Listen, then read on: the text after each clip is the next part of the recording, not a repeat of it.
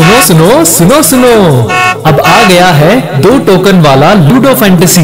जल्दी खेलो, क्या बात है। अरे फोन निकालो और डाउनलोड करो। अभी नहीं किया तो कब किया। प्लेयर्स इंतजार कर रहे हैं। वाह, अपना नया मेड इन इंडिया स्टाइल वाला लूडो फैंटेसी। नमस्ते, मेरा नाम है सिद्धांत और आप दी लल्लन टॉप देख रहे हैं।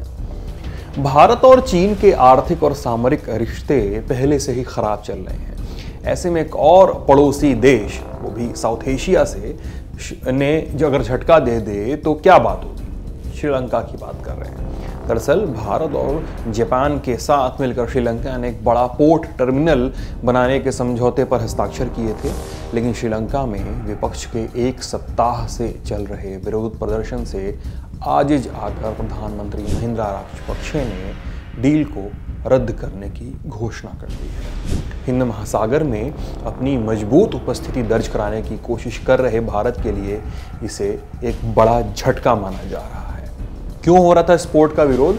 इंडियन एक्सप्रेस अखबार की रिपोर्ट के मुताबिक Colombo port trade unions Bharat और जापान के साथ इस समझौते का विरोध कर रहे थे। ट्रेड यूनियंस की मांग थी कि ईस्ट कंटेनर टर्मिनल यानी ईसीटी पर पूरी तरह से श्रीलंका पोर्ट का अधिकार हो, यानी 100% हिस्सा उनके पास हो। 23 ट्रेड यूनियंस थी, उन्होंने पोर्ट की डील का विरोध किया था। यूनियंस का आरोप था कि भारत की अडानी समूह के साथ टर्मिनल का समझौता सही नहीं है। इस समझौते का विरोध कर रहे ज़्यादातर यूनियंस सत्तारूढ़ श्रीलंका पीपल्स पार्टी से जुड़े हुए हैं। उनके विरोध के बाद वहाँ की सरकार इस डील पर आगे नहीं बढ़ रही है। श्रीलंका में भारतीय हाई कमीशन ने कहा कि भारत को उम्मीद है कि ये समझौता समय पर पूरा होगा। अब 2019 में इस डील पर साइन हुए थे। श्रीलंका की कैबिनेट ने इस डील को 3 महीने पहले हरी झंडी दी थी, लेकिन श्रीलंका के ट्रेड यूनियन और विपक्षी पार्टियां इसका विरोध कर रही थी। अब पड़ोसी चीन के मुकाबले भारत ने भी समुद्र में बड़ी बढ़त बढ़ाने के लिए श्रीलंका के साथ मिलकर ये डील की थी।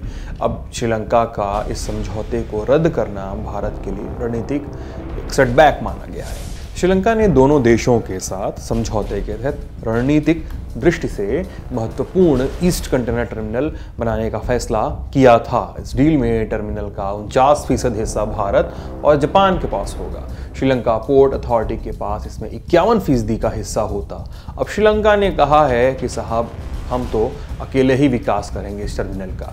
अब चीन श्रीलंका को अपने महत्वाकांक्षी योजना बेल्ट एंड रोड का अहम किरदार मानता आ रहा है। चीन ने इसके लिए श्रीलंका को लंबे वक्त से अपने चंगुल में फंसाने की कोशिश की रखी थी।